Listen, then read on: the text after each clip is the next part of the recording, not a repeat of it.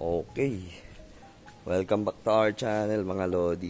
Siyempre, pamatay namin mga vlogger yun mga linyang what's up mga Lodi. Okay, nakabili po tayo ng Mio Gear. Gusto namin mag-try ng scooter doon. And then nakabili kami kay Konsehal Bilog ng Gapan. Shout out po sa inyo, idol. Shout out sa inyo, idol. Mio Gear yan na 2022 model, kung tama ako, 2022 model.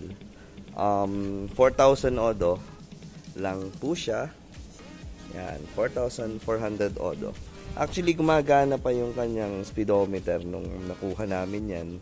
Well, yun na yun. Itagal po natin yung pag-change oil, no? Kasi, maganda, kagaya na sinasabi ko na nakakapag-change oil tayo sa ating sarili.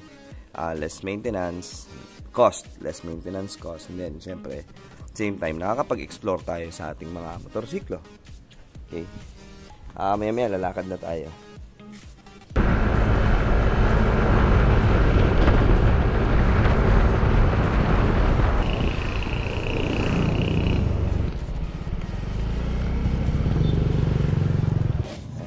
Oil, wala. Sige, pagas na lang po, boss.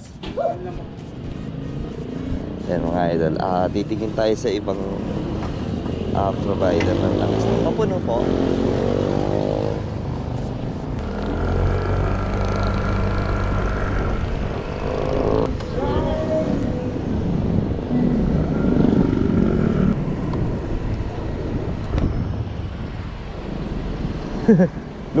Luwagpas na pala tayo. Mira. Sorry. Sensya na po.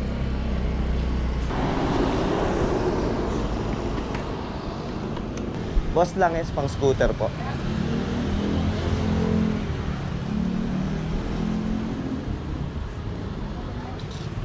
Semi-synthetic nga lang. Yung fully nyo po. 265. Ayun, sige po. Isa ko dyan tsaka isang gear oil.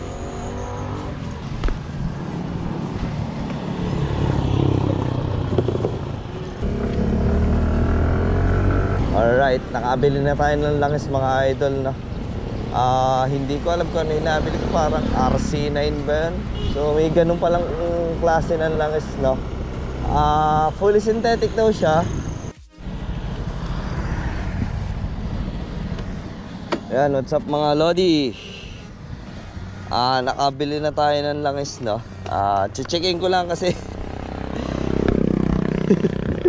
ngayon lang ako nakakita ng ganitong klase ng oil Wala kasi hinahanap natin. So 10W40 siya, Jaso MB. So pang scooter 900 ml pero kailangan lang natin 800. Then kapartner na siya ng gear oil. Okay, kapartner na siya ng gear oil, no? Ano to? RC19919. Amazing.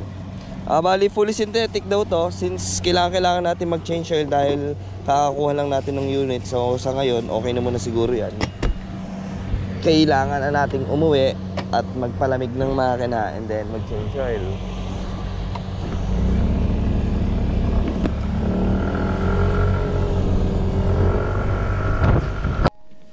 Okay, change oil na tayo mga idol.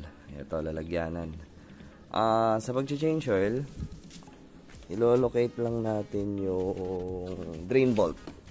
Kung tama ako, may isang drain bolt dyan sa kabila, which is fragile, kaya hindi ko mai-recommenda na mag-change oil dyan sa side na yan, doon sa kabilang side. So dito tayo sa ilalim.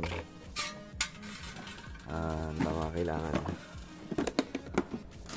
12mm to na sukatin muna natin siguro. 12mm to na bolt. Okay, ito yun. Yan. Yan. So 12mm nga. Stand ko lang to sandali para kita nyo po mga idol na kapag ka tayo pipihit ng bolt, especially dyan sa mga drain bolts na yan, drain plugs na yan, hanggat maaari po sana gamit tayo ng mga socket para po iwas bilog. Then apply tayo konting force. Yun.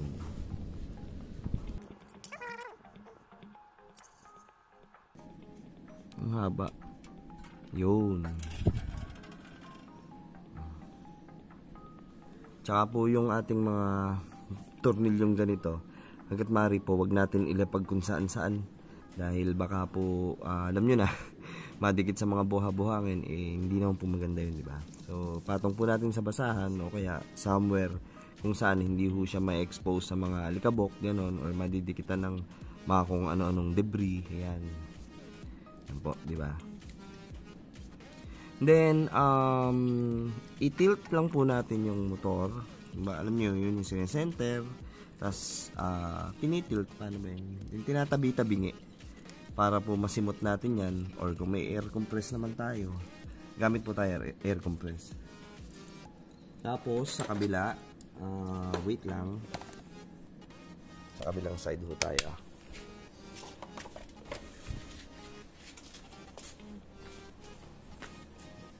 Oops. Dito pala. Balik. Balik. Yan. Ibubuksan po natin tong ano na to. Ibubuksan po natin tong salinan ng langis na to. Yan. Gamit po tayong basahan. Tsaka plais. Yun. Pag pulumag na ganun, okay na po siya.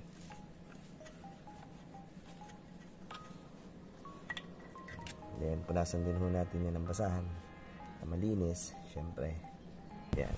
Mga idol, habang inaantay po natin yung pagpapatulo ng langis ng ating oil pan, pwede na ho tayong mag-drain ng ating gear oil. Okay? Yan po yung sa gear oil. Yan. Ito po yung binubuksan, tsaka po ito. Ito, extension. Yun.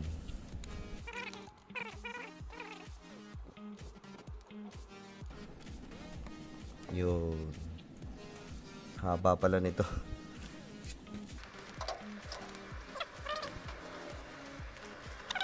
Pero naluwagan ko na ho ito. Hindi pala inabot ng cam natin. Sorry. May o-ring po ito, wag po natin kakalimutan mga idol na.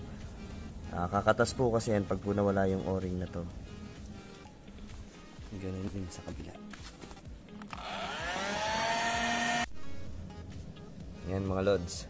After po natin mapatulo na siya, ibabalik na po natin yung kanilang mga drain plug para makapagsalin na. Yan pa palang konti.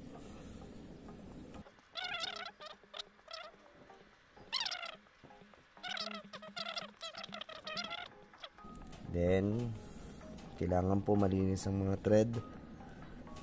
Gear oil. Ito po, 100 ml lang siya. Sakto naman po yun. Dahil ang required po nito ay 100 ml lang din.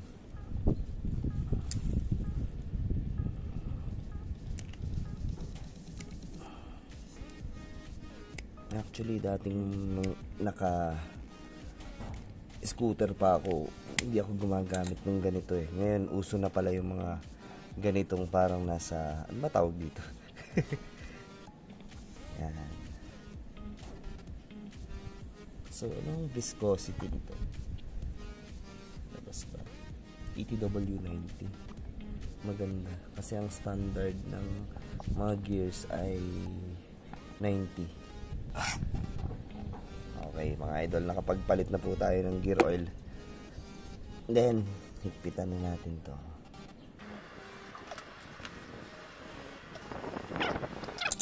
So, tapos na po yung sa gear oil natin mga idol. No? I-monitor lang po natin kung after nating change ng mga oils natin, make sure lang po na i-check din natin to. Baka kasi mamaya, under tight po siya, kulang sa higpit, kakatas po yun. Pero, syempre, super alalay lang po sa paghihigpit dahil may chance po talaga na bumilog or ma-lost thread yung kung ano man dun sa female thread or dun sa male thread. Lipat na po tayo sa kabila. Dito naman po, sa side na to, syempre yung washer din. Tsaka dapat po malinis uli yung thread. Mandatory po siya na dapat laging malinis ang thread.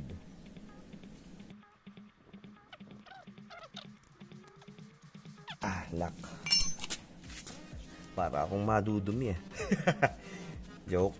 Then sa oil po, since 900 ml to mga idol, babawasan na lang po natin siya ng 100 dahil kung tama po ako, 800 po ata ang mga scoots na low cc. Ayan, 800.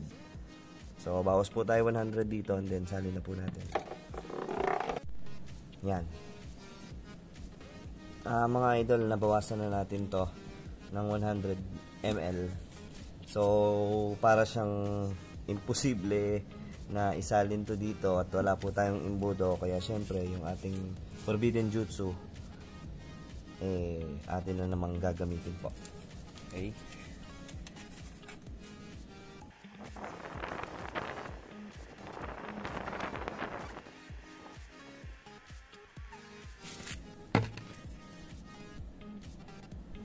Yan mga lods. Nailagay na po natin yung buong 800 ml. Then, konting punas lang po sa thread ng basahan na malinis. Then, babalik na po natin yung ating takip. Yun. Okay mga lodi. Then, after po nyan, ano lang natin siya, painitin lang natin. O, pag-circulated lang po natin yung langis kahit mga 1 minuto. Yun. Mga idol, natapos na po yung pag-change oil natin, no? Yung ating engine oil at yung gear oil. Sana po nakatulong sa inyo yung ating ginawang video. And then po, kung pwede, paki-like po at share. And then, subscribe na lang po yung mga gusto pang matuto sa channel natin. Maraming salamat po. God bless. Thank you. Bye-bye.